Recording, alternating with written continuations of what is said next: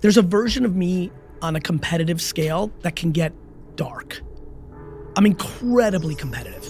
The only place I feel like I'm dark is when I'm competing. Like, it's crazy. Moments ago, couple hours ago, we did rock, paper, scissors tournament with our leadership team as an exercise. I lost to Peter Chun, head of platforms, the guy that talks to Snap and everything. I quickly thought, after I lost in the first 5 seconds, should I fire him?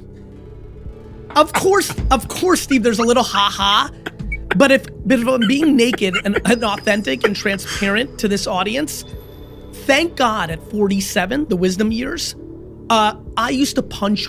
If Dustin Bingham, Joe Minakawa, Glenn Curtis, Eric Rainey, can you guys all stand up and go to social media and tell everybody the following truth of what happened anytime I lost in Madden 94 in a dorm room? I would punch a hole in the wall knowing I would have to pay a fine with my own money, but I was incapable of dealing with losing. Honey, it's no different to one of the great lessons I've gotten so weird that there's a part of me now that wants me not to buy the Jets more than buy the Jets.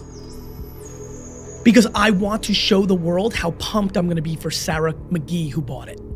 But I lived my whole life saying, if I can show kids that you can go from not being able to afford a jersey to buying the whole team, I can help. Now I'm starting to believe when I show the grace and happiness for someone else's accomplishment at the expense of my lifelong dream, and teach people that it was the great enjoyment to try it, that I can have a bigger impact than showing that you can do it in a very different way. And that's what happened with me with winning and losing. I wasn't per se trying to, listen, I am not a robot. Everyone's loaded with insecurity. I had insecurity with girls much more than business. Like, nobody was scary to me to talk to in business, but Pam Moses in high school, like, even though there was a clear indication that she had interest, that was still like, woo. Whereas I could have had a meeting with Bill Gates the next day and be like, I'll beat you, right? So we all have our places, right? Of insecurity, things of that nature. But like, when you're 5, there was just such a, I love competition and I'd prefer to win, right? And I'd prefer to win. I did not have a relationship with it from 3 to 4 to 12. Now, one thing I love, and I'm watching a lot of kids now because I have kids growing up, here's where I get interested in tenacity and self-esteem. I would lose and I liked it. So you want a dark side? I like losing. I might have cried and been pissed and wanted to do something about it, but I wanted to play again. There was almost this weird enjoyment of losing more than winning. As a matter of fact, I cheered for 4 teams growing up, as religious as I am about the Jets. The New York Yankees, the New York Rangers, the New York Knicks, and the New York Jets. To this day, I am so wildly weirded out by the fact that I love the New York Rangers and the Yankees as much as I like the Jets, but the Rangers won the Stanley Cup in 1994, and the Yankees won the World Series in 1996, and the next day, I stopped following them. For real. It wasn't a plan. I was 18 years old when the Rangers won the Cup.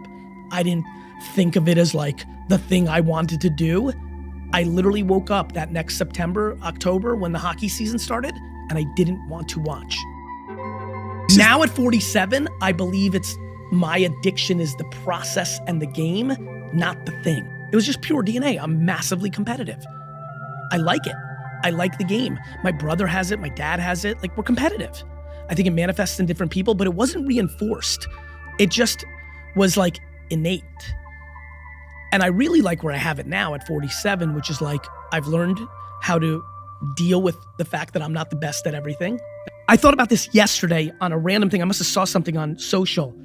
My favorite thing, one of my favorite weird tiny things that I know is gonna resonate with 2% of this audience, when I'm on a pickup basketball team of random people, like friends play pickup basketball, 5-on-5, college, high school, your buddies get together.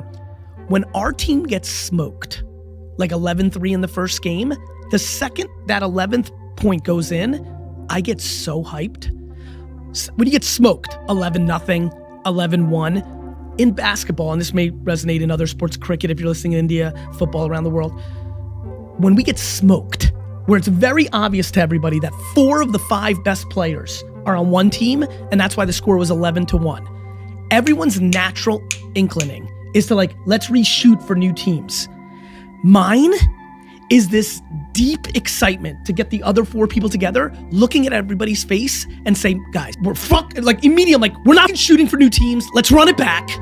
And then huddle, and I look at everybody's eyes, and I'm like, my friends, we're gonna win this game because we're gonna outwill them, even though they are dramatically more talented. We're gonna outthink them, and most importantly, we're gonna outwill them. And when that happens, because by the way, 70% it doesn't happen. The talent is just too great. And unfortunately, we also found somebody on the other side who's talented and has will.